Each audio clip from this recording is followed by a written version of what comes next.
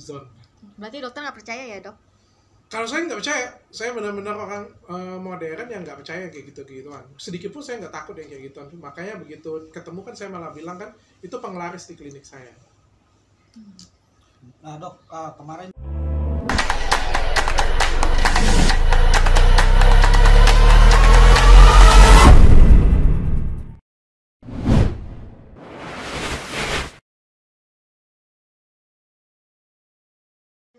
dapat itu juga kan, apa namanya, benda pusaka. Gimana? Dibawa nggak pusakanya dok? Nggak dibawa di klinik, soalnya kan penglaris klinik saya. Nanti kalau diambil klinik saya jadi sepi.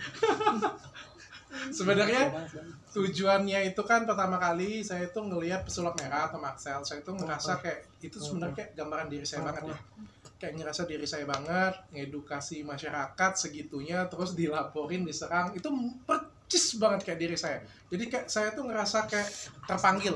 Makanya begitu ketemu dengan dia, saya ngechat dia itu disambut dengan baik juga oleh dia. Dia juga pengen banget collab dengan saya dan kita collab pada waktu itu.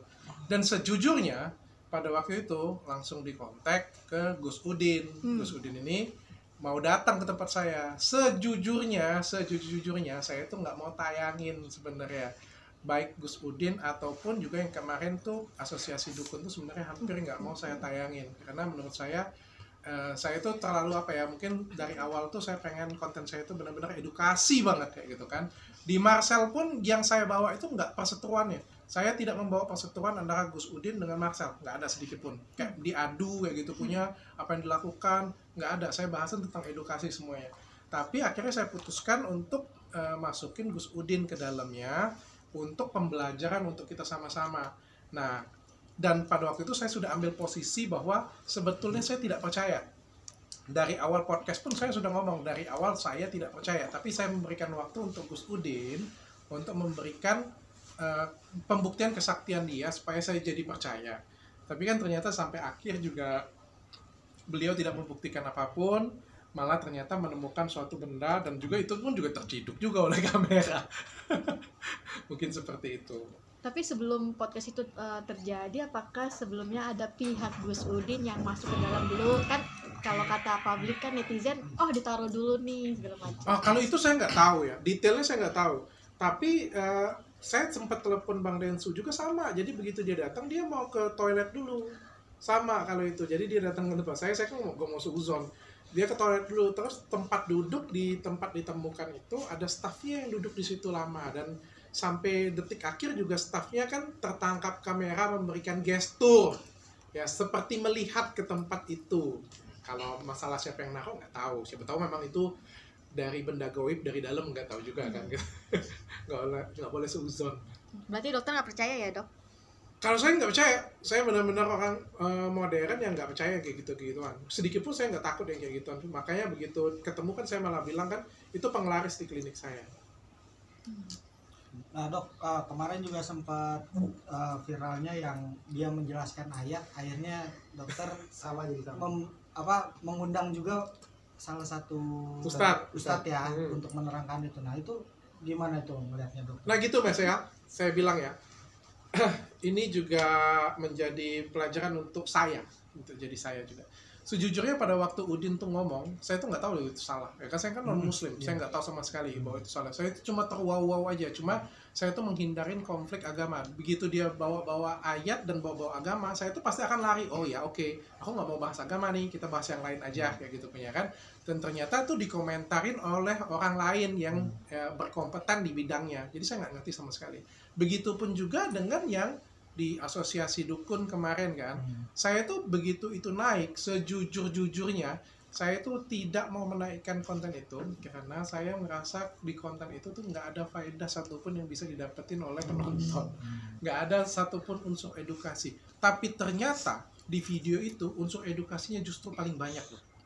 Kenapa? Karena setelah video itu naik, video itu banyak banget di stitch orang dan justru dijelaskan oleh banyak gus, banyak kiai, banyak ulama, menjelaskan setiap detail dari awal sampai akhir. Pokoknya stitchnya itu nggak putus-putus semuanya dijelasin. Justru edukasinya jadi dapat. Bayangkan, sesuatu hal yang saya anggap nggak berfaedah, justru faedahnya itu jauh lebih besar daripada video edukasi saya yang lainnya.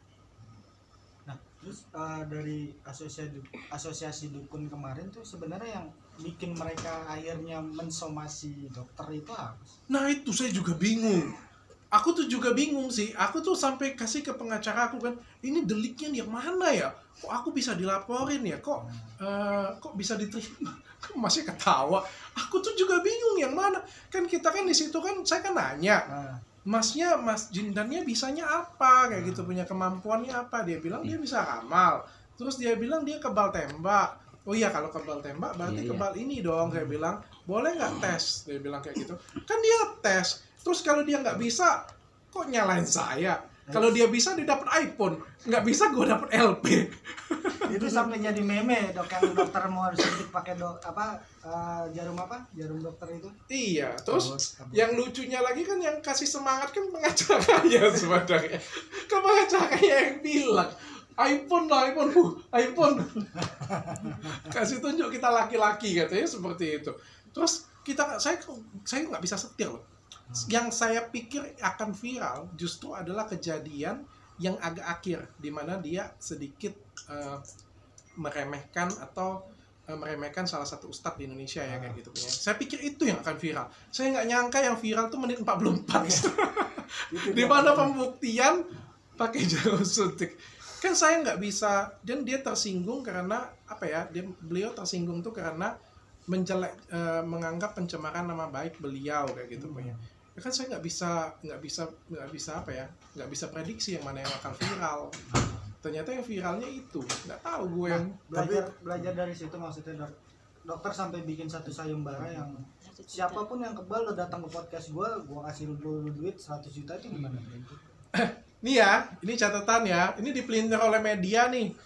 Sayembara dengan tantangan itu berbeda. Nah kalau tantangan itu, saya tantang